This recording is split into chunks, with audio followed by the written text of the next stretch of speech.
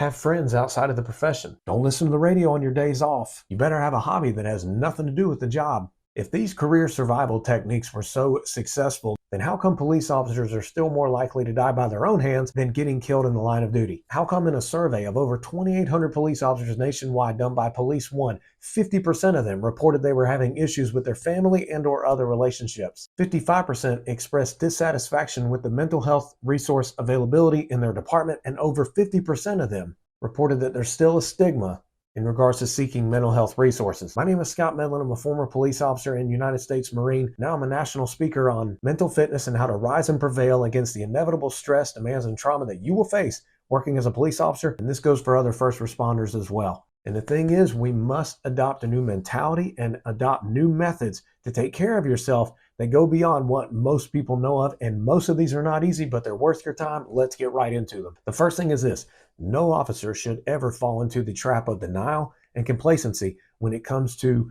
taking care of what's between the ears. I don't think anyone would argue with me when it comes to not being complacent regarding the external risks and external threat that you can face while on the job. Say, for example, you're not going to walk up to a car in a traffic stop at night with your gun and flashlight in the car. That would be stupid, right? An officer does have to be aware and ready, just in case. But the same thing goes for complacency within how you're doing up here. And I am saying that because for the first 10 years of my career, I said 3 damaging words that I still hear to this day from police officers. I am fine. I am fine. I am fine. But even if you are doing well and you are happy and you're watching this video to be proactive, what's one thing you and I could never be, no matter how hard we try? Did you say perfect? That's right, perfect. None of us can be perfect. Therefore, it is our obligation to ourselves, our family, our friends, and the communities you swore to protect and serve to seek to grow each and every day to be a better version of what you were the day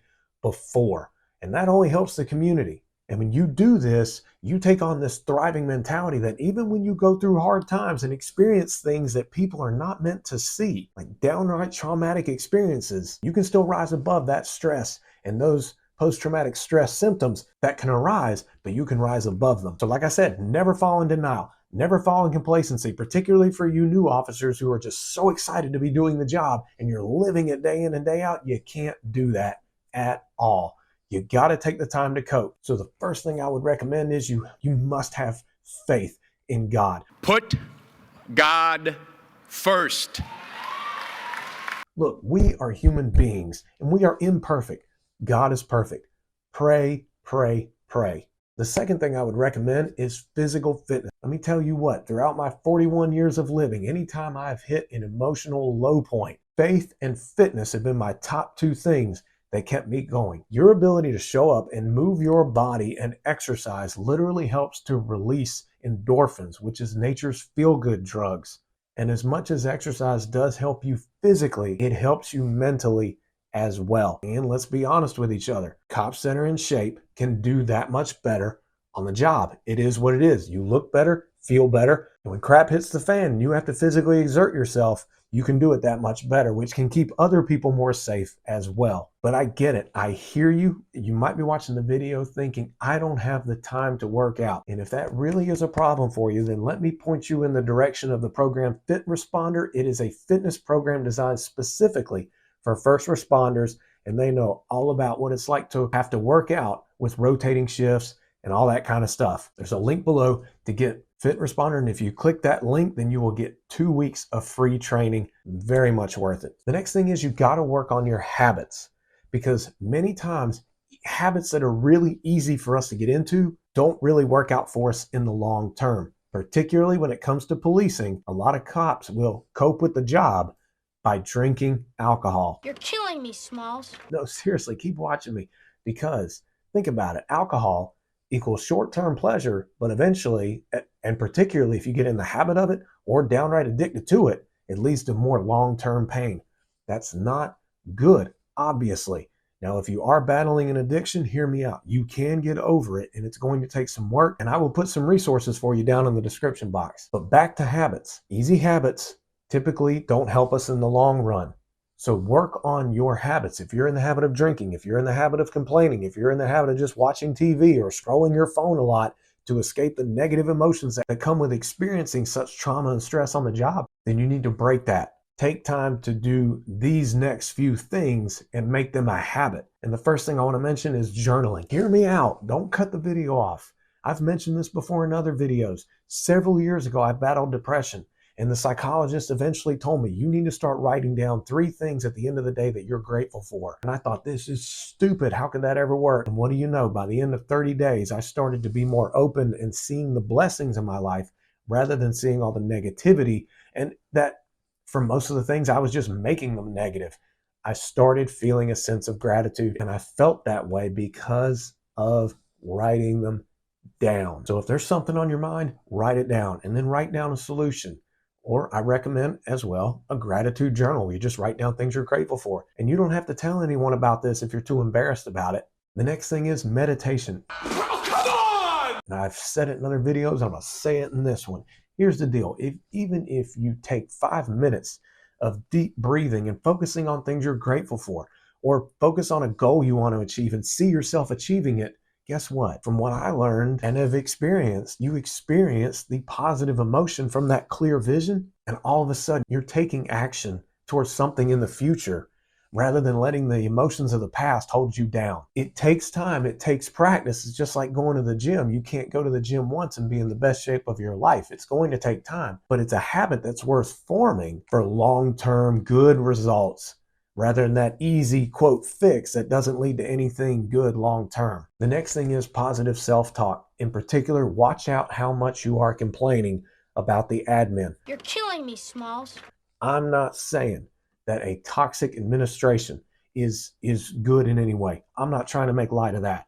They shouldn't be that way. There needs to be more leadership if that's the case. However, it's your choice how you react to it, not necessarily what happens to you. Here's the deal. If your language is so negative all the time, then it literally affects your body. Therefore, you have to talk well, productive, ambitious, and hopeful, and act upon it. And rather than saying, I can't handle this anymore, or I'm stuck here, you say, I'm going to work my way out of it. I'm going to work on something. I'm going to do something that's good for me. I can handle this, and I will learn how to handle this. The next thing that can help with that is being around the right type of people. Because as Jim Rohn said, we are the average of the 5 people we spend the most time with, to which you do spend a lot of time with people at work. All the more reason to have a great group of people outside of work. There is nothing wrong with seeking help from other people, to which I am all for professional assistance when it comes down to it and you actually need it to get something fixed. Like, for example, I sought professional assistance when trauma that I experienced several years ago was resurfacing in my mind for some reason. I couldn't get my mind off of it. The movie was on repeat. You know what I'm talking about. So I reached out to a doctor, and what do you know? She said, hey, look, when that thought comes in your mind, take a deep breath and hold your breath for 10 seconds. I thought, what? She said, yes, take a deep breath and hold it for 10 seconds. And if you do this repeatedly enough, every time that thought comes into your mind and you take that deep breath and hold your breath for 10 seconds, your brain's going to start thinking, wait a minute, I can't think this anymore, because every time I do, I need air. And your brain is built to help you survive, so it doesn't want you to be short of breath. When it comes to professional treatment, cognitive behavioral therapy, EMDR, neurolinguistic programming, and that technique that my doctor told me about, to which that doesn't substitute as treatment for you, I'll put some links as well in the description box. So the professionals are the right people to have in your corner as well. But do your research on who you're reaching out to. The next thing is set boundaries for yourself. You have got to be able to put energy into your family and energy into your friendships the same way you put energy into work. A lot of officers are so dedicated and passionate and have a sense of purpose towards their job, but when they get home, they're so drained, they can't put energy towards their family, and the relationships start to fall apart. I was there when I worked in K-9, and it got bad. You don't want it to get that way. So you can't work yourself to death. I know there's a lot of mandatory overtime right now, but you got to be able to set boundaries and put the energy towards your family and fostering relationships with people outside of the profession, because you need them, particularly when you're no longer working on the job and the department has moved on. Last but not least, be careful of what you are eating. If you're eating a lot of processed sugar and foods that are bad for you, then you're going to feel awful. It is what it is. So here's my suggestion. Pack a healthy lunch for your shift. Have healthy foods at home. Therefore, you're making the access to the bad habit of eating junk food a lot harder to accomplish. All of these things take time. And I have a whole course on these particular things to dive more into them. I'm just hitting the highlights in this video Show up for yourself day in and day out. Have that growth mindset, not a victim mindset. And when you apply consistent coping techniques and you take care of yourself and you're healthier, guess what? You show up that much better for other people. Click right here for your next video, and I'll see you later.